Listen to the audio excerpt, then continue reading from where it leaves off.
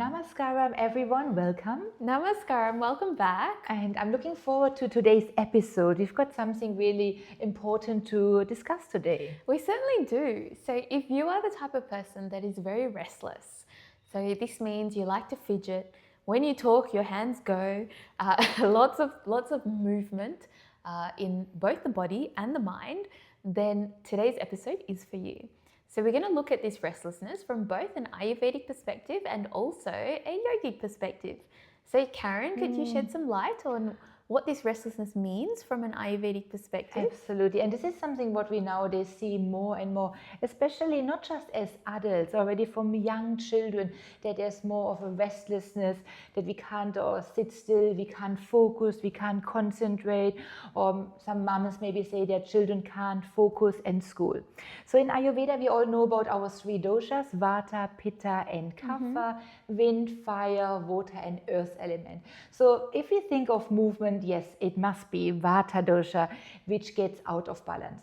And we have to really clarify Vata dosha in balance isn't restless. It's normally creative. It's normally a songwriter, musician, artist. So people have a creative mind. They like to move, maybe traveling. So this is all good qualities. That sounds amazing, Karin. Absolutely. Vata is such a beautiful, exciting dosha as well. But the Vata is the ruler of the other two doshas as well. And if Vata gets out of balance, unfortunately, we can suffer from severe restlessness. We literally can't sit still. And this is a feeling also not felt only physically, but also emotionally. There's that overthinking, but then cause an insecurity, of course, insomnia, not sleeping properly at nighttime, fear, worries. And to a point that some people find it really difficult to really go to work, to do their daily routine, to fulfill their daily needs and tasks. So from Ayurveda, we always have to try to balance or pacify the Vata dosha. We do a few tips shortly. But yes, the restlessness is, according to Ayurveda, based on Vata, or the imbalance of the Vata. Fascinating. So it's really important that we all actually get Vata into balance, irrespective of what our dosha actually is, or our constitution. Absolutely, because Vata likes to move, what we discussed, but it can move the other two doshas. Vata is the only moving doshas. Pitta and Kapha are lame. There's a Sanskrit word called pangu. They can't go anywhere. It's like these clouds in the sky. They go wherever the wind takes them.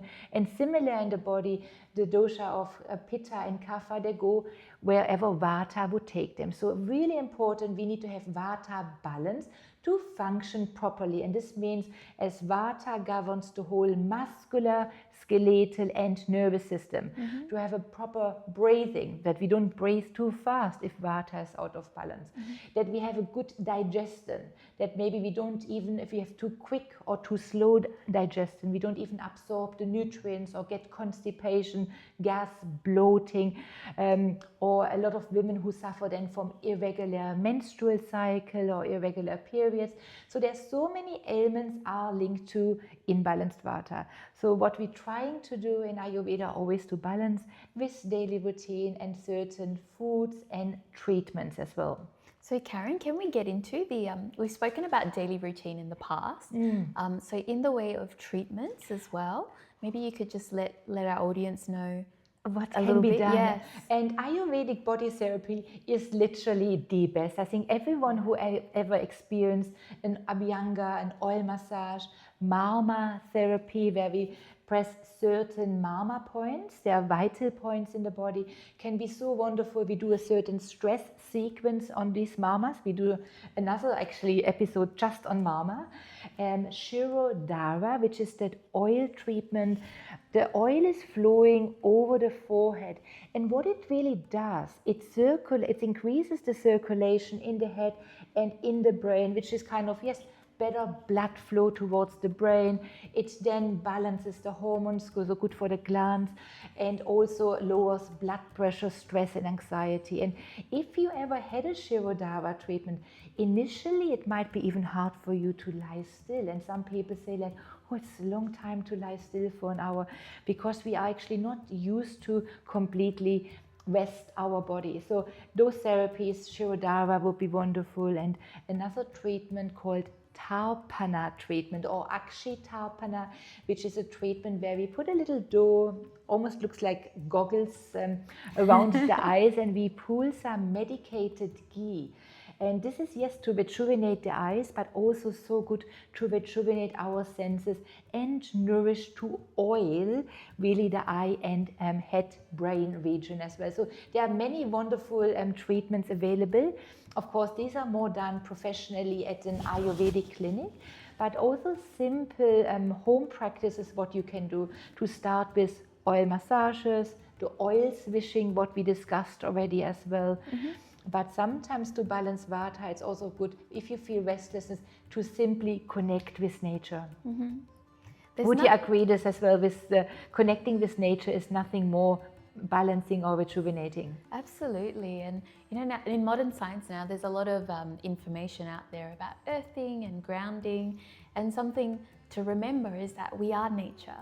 And we are made up of those 5 elements. The Pancha Mahabhutas. Exactly. Just as the outside, the universe is made up of those 5 elements, so are we.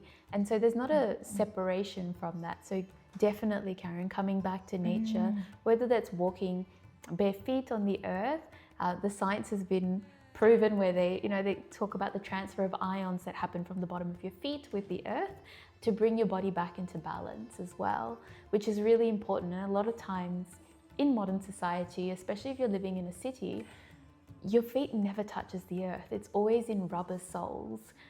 And so there's this disconnect that's happening. So 100%. And this is absolutely, and this is actually can be also reminded as another tip for you, please, to massage your feet regularly. Nothing better than having a daily foot massage. And this doesn't have to be half an hour. You literally take some ghee or warm sesame oil before you go to bed. Just massage the foot soles and wipe off any excess oil. This is wonderful for balancing the Vata dosha. Wonderful. And it seems so simple, but these practices work, especially if they're done daily.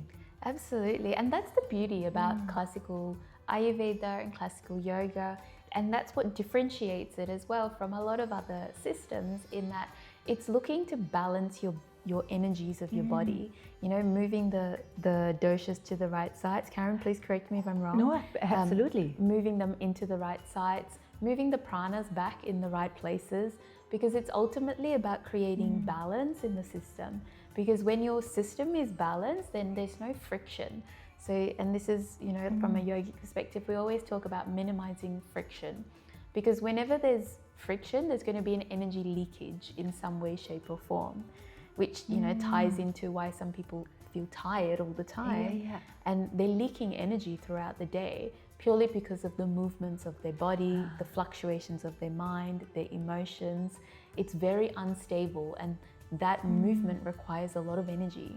How exhausting it must be if we constant thoughts of what's happening next or processing. We need to really give the mind some rest. Definitely. And that constant thinking, I mean, a lot of people that have that constant thinking will always make the statement of, I feel tired, but I'm wired. And the mind's not off. And it's not that you want the mind to be off. You want there to be space between what's you and what's happening as well. And there's a great psychiatrist actually, and he has this book, Viktor Frankl, and he talks about, the freedom that you have, the only freedom that anybody has is the freedom between stimulus and response. And what happens when we have these fluctuations of the mind, in this overthinking that's happening because of an imbalance, is that there's an identification. So the stimulus and response, there's no space. We're immediately constantly reacting. We're not actually responding. And yoga has a few little things that you can do. Can't wait to hear. Yeah, and they're not fancy. So keep this in mind. So all the yogic practices, the essence of it is to purify the 5 elements, or Buddha Shuddhi in some way, shape or form, and to bring the system back into balance. And when it comes into balance, you can think of it as, you've got this lake of water and it's really murky with a lot of turbulence, right? And so you're not able to see what's happening underneath. There's not a stillness, there's not a calmness. So we want to get the mind like this, this body of water where it's flat, it's still, And when there's a stillness, suddenly your perception increases. So when people are not able to focus, you can't focus because there's so much movement. Whereas when it's still, you can focus really easily on what's underneath it. And also you have a lot more clarity because your perception is definitely enhanced. So I love this, and this is such a beautiful feeling if you actually come to a point that you feel there's total stillness, the lake is clear, and we can see our way forward or make clearly a decision. And I think it really shows that we are then in a balanced state, and we can really fulfill those goals of Ayurveda, that Dharma, Artha, Kama, Moksha. So especially the Dharma, which is our life duty. Sometimes we don't know which direction to turn. So being in front of a still lake, seeing clearly, I think answers will come. yeah. And Karen, could you elaborate on the 4 just for the viewers that don't know? So Dharma. Dharma, our life duty as well. So we all have a certain Dharma in life, and this can change throughout. This is kind of just adhering also to our duties, responsibilities in life.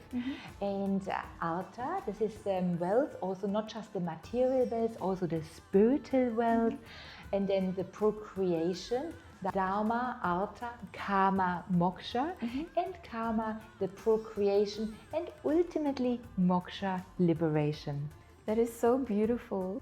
So a really simple yogic practice is called Nadi Shuddhi that you can do. And essentially it's a variation of an alternate nostril breathing.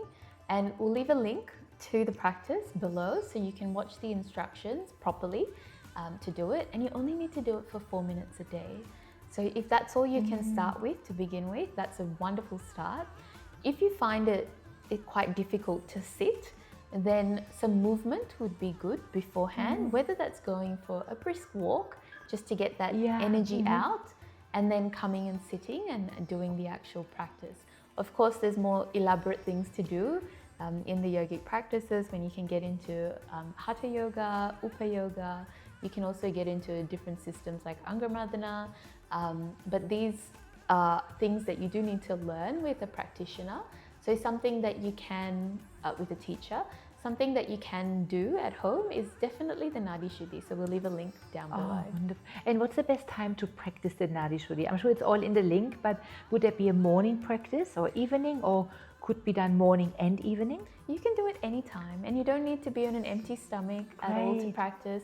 So anytime, as long as it's done. And this should help with then restlessness, calming the mind, and generally, or insomnia, all those Vata aggravated symptoms. All of those things. So if you're having trouble sleeping, then do it before bed.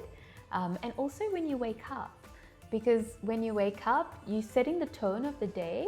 And so when you bring the mind into balance, this is something very beautiful that you can do to set the whole tone of the day.